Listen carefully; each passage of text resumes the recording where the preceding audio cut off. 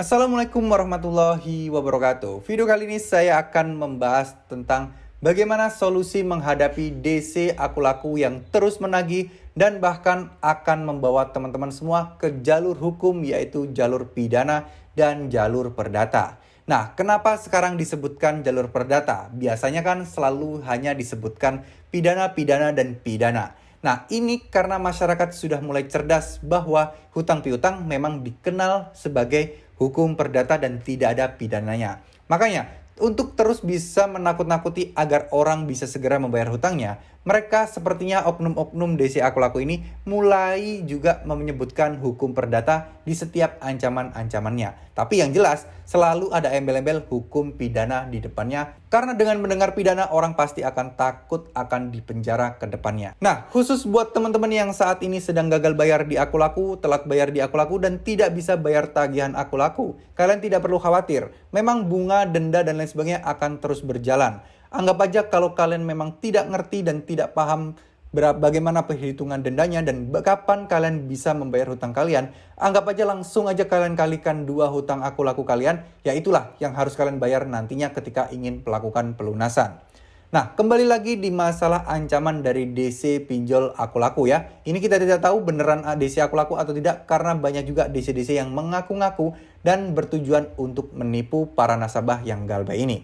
Nah, di video kali ini saya akan menjelaskan bahwa kalian tidak perlu takut dan kalian juga tidak perlu cemas lagi tentang ancaman-ancaman DC pinjol seperti ini. Ingat, urusan hutang pinjol tidak bisa bayar pinjol itu urusannya adalah perdata, bukan pidana. Nah, ketika kalian mikir pidana, pasti akan ada embel-embel penggelapan data, penggelapan uang, lalu ada embel-embel juga pemalsuan data. Nah, kalau dulu DC pinjol itu selalu mengarah ke pidana aja dan tidak menyebutkan perdata karena kalian takut bahwa kalian akan dipenjara karena kalian tidak bisa bayar hutang kalian. Nah, namun sekarang sudah pada tahu, maka mereka itu mulai nih bergeser. Mereka mencari-cari kesalahan kalian saat kalian mengisi formulir. Nah, ketika ketemu, itu akan jadi bahan mereka untuk mengancam kalian dan menakut-nakuti kalian. Yang katanya kalian ini salah tulis alamat kantor, itu kalian bilang ini penipuan, pemalsuan data, dan lain sebagainya. Yang jadi fatal adalah ketika kalian memalsukan KTP kalian, kemudian SIM kalian, kemudian juga NPWP atau mungkin kartu BPJS. Nah, ini yang jadi masalah teman-teman. Tapi saya yakin teman-teman semua nggak ada sih yang memalsukan KTP atau mungkin bahkan memalsukan NPWP dan BPJS-nya. Nah, kalau sampai ada, ini akan jadi senjata untuk oknum DC tersebut biar bisa membuat kalian lebih ketakutan lagi dan bisa segera membayar hutang-hutang kalian. Nah, sebaiknya kalian terus tetap tenang, tapi ketika kalian ada DC yang mengancam pidana, penjara, dan lain sebagainya, kalian abaikan saja kalau kalian memang merasa tidak pernah memalsukan dokumen resmi negara. Nah, sekarang masalah perdata. Masalah perdata ini sebenarnya juga jarang banget aku laku ini yang membawa orang ke jalur hukum. Ya memang ada, tapi beberapa aja. Mungkin ini dilakukan oleh aku laku untuk menunjukkan bahwa mereka ini serius loh untuk menghadapi orang-orang atau nasabah-nasabah yang galbay. Jadi mereka bisa dibilang ingin menunjukkan bahwa ternyata ada loh kasus seperti ini. Tapi coba deh di logika. Berapa banyak orang yang galbay atau gagal bayar di aku laku? Berapa banyak orang yang telat gagal bayar di aku laku? Gak mungkin dong disidang semuanya dan gak mungkin aku laku memproses semuanya.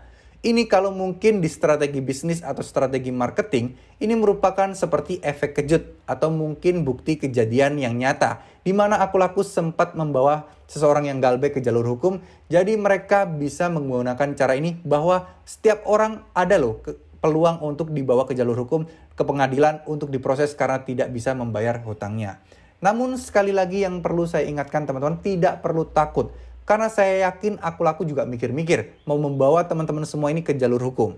Karena ya biaya untuk menyewa pengacara, biaya untuk proses administrasi persidangan, dan biaya lain-lain itu tentunya akan jauh-jauh lebih besar dibandingkan uang mereka yang kalian pinjam dan kalian harus bayarkan. Nah, ini merupakan tindakan yang tidak efektif dan efisien bagi perusahaan. Oke lah, mungkin oleh sebuah organisasi yang mementingkan kehormatan dan lain sebagainya, ini bakal ditempuh meskipun menghabiskan uang berapa aja. Tapi aku lakukan memang perusahaan bisnis ya. Tentunya mereka akan menghitung biaya operasional jika sampai melakukan hal seperti itu.